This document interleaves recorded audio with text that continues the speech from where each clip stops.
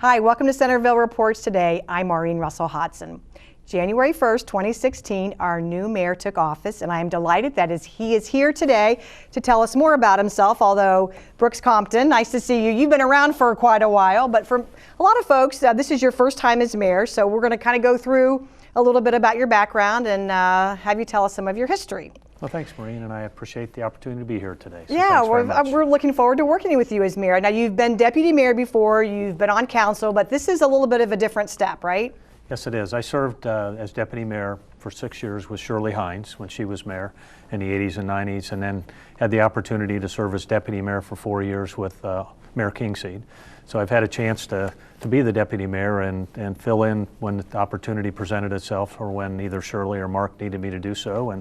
And so I served in that role and enjoyed it, and I'm very much looking forward to being mayor. And we're looking forward to having you as mayor. So obviously we know one of your major responsibilities would be council meetings. Correct. But give us an idea of what the mayor's responsibilities are in Centerville, Ohio. Well, following the lead is that I had a chance to work with Shirley Hines, a couple years with Mayor Beals, and then also a number of years with Mark as mayor, 12 years as a matter of fact with Mark. It's been great to do so, but the primary responsibility is setting the agenda for our council meetings, getting the items in front of council that need to be addressed on a monthly basis for our formal meetings, but then we have work sessions at least 2 other times a month. And I don't think a lot of folks are aware of that you are meeting every Monday night. Every Monday. We try to take the fourth Monday off of every month.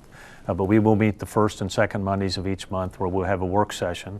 And it's a public agenda, and people are welcome to attend, and they not able to participate necessarily in the work session. They are certainly in the formal meetings, but the work sessions are there to address the items that will come up in the formal agenda at the third Monday of each month, and then any other item that comes up that is brought before us either by citizens or by the city manager or members of staff that come before us. But the primary objective is to make sure that the council gets the items in front of them that are brought to them either by the citizens or by the staff, and to take the formal action that are needed either by ordinances or resolutions that allow the city to proceed legally to operate the functions that it needs to do so.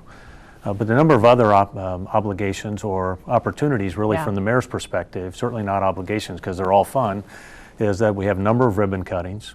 We have an opportunity to meet a lot of the new business people in the city, the existing business people in the city, and attend a number of events which the city has by either committees or by other community activities that we can participate in, and that's a good part of the role and very much enjoy it. There are a lot of opportunities. I know this is very important for council and for you as mayor to really get out into the community so that our citizens can talk to you. That's a very important function of the role, because the mayor and the council really become kind of the focus of if there's a community concern or something that the community wants to discuss, they should be able to know who the mayor and the council members are so that they can get a hold of them, meet with them personally, and address the item that they're concerned about or bring forth the idea that they want to bring to the city that would be a good idea.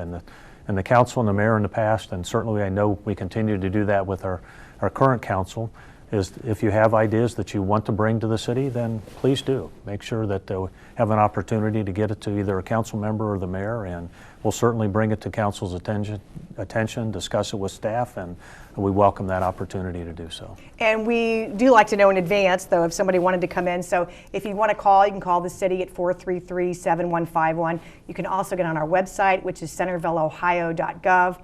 You can get on departments, that there's a way for you to email us. And of course, you can always stop by City Hall between 8 and 4:30 Monday through Friday. So lots of ways, and we're going to talk about some of the events coming up so that if you wanted to come and meet the mayor if you haven't already. But you've been in the community for a long time and are an attorney here as well. Correct. My wife and I, Ruth Ann, and I moved here in 1979. We were living up in Ada, Ohio, just a little bit east of Lima. I finished there. Ruth was from Philadelphia and moved there when we got married in 78, and then we moved here in 79, and our first child was born in 82. We moved into Rose Estates area in 83, and we're still in the same home. We love the home and love the neighborhood. Then our second son, Brett, was born in 86, and we've stayed here, and we've loved living in Centerville ever since. So it's a very fortunate to have the opportunity to work with such good people at the city and on council and throughout the community. It's been a lot of fun. Was it something that as a kid you thought I'd always like to be involved in politics or government, or how did you end up taking the first step to run for council? Well, my father was a council member when Kettering became a city, so he was involved in local government, and my mother was very political. She enjoyed the political process, and we always had a lot of lively political discussions around the table, and as a result of that I became very interested at it at a young age, and participated when Charles Whalen in 1966 ran for Congress. My mother was working in his campaign, and I walked door to door with her and other people and just became involved from that standpoint, and really have enjoyed it, and really have enjoyed government and what government can do and what it should participate in and what it should not participate in. So it's been really a lifetime of really enjoying the political process and what a government involvement should be in your lives. And what's interesting is, even though there are so many other outlets and so many ways to communicate with voters, still door-to-door is probably the best way. Door-to-door is the best. For having had an opportunity to have a number of campaigns. The first campaign I was involved was when Shirley Hines ran for mayor.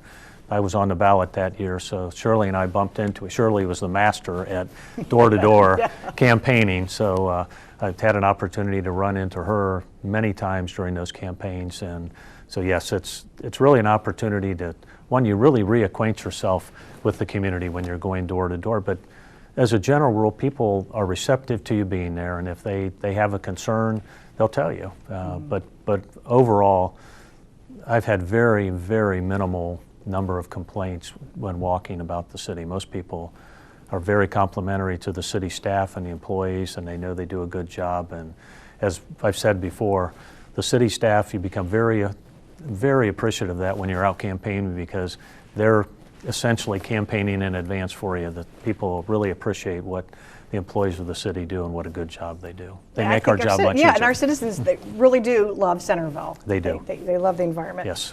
Let's talk about, we were saying 26 years, or you've had a lot of service. What are some of the projects that you've been involved with over that time?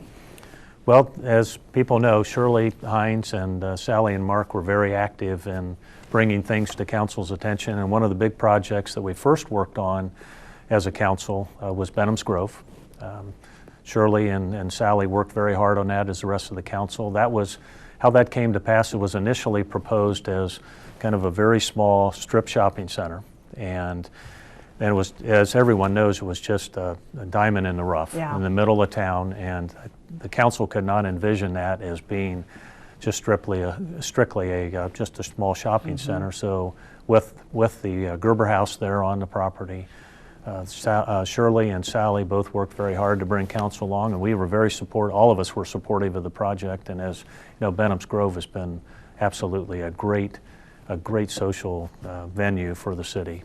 And what a gem right in the heart of Centerville. Absolutely, and has had so much participation. The Friends of Benham's Grove have been a great asset to that particular facility, and people have enjoyed that. If anybody's had an opportunity to be there, they know what a great facility it is. And I think it was just recently in the Dayton area voted as the #1 wedding venue. Best place to have a wedding. Best place to have a wedding. The best of Dayton, it sure was. So very fortunate to you better throw out the other place, the best place to golf. And the best place to golf is, for the background associated with Yankee Trace, we could probably spend 45 minutes discussing that. But Yankee Trace was a project that was generated by council and staff to put a first-class or professional golf course and housing development there. And as Yankee Trace has turned out to be, it's been just a wonderful asset to the city from the standpoint of providing a lot of green space, a lot of recreational activities, social gatherings, and it's been very beneficial to the schools and the parks,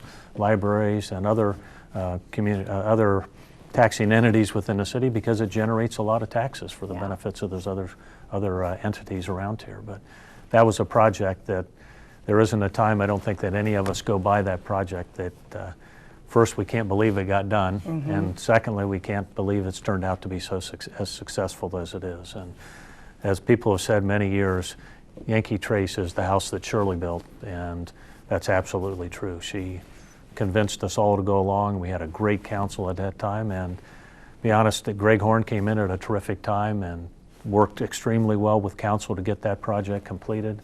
You probably remember we had a golf course contractor that went under during Right. the course of that. Right. And Greg took care of getting everything straightened out there, and it turned out to be a first-class project, one that we are all very proud of. And it just celebrated 20th anniversary last year. Yes. Benham's Grove, of course, is 23 years old, and both are in pristine condition and continue to grow and really have won the hearts of not only our residents, but people beyond the area as well. Yes. As you say, the #1 golf course in Yes, the area. yeah. So that's, 2 Best of Dayton awards, so Yes. that's terrific. Yes. Let's flash forward a little bit now. Cornerstone, big project. Council very involved with that as well.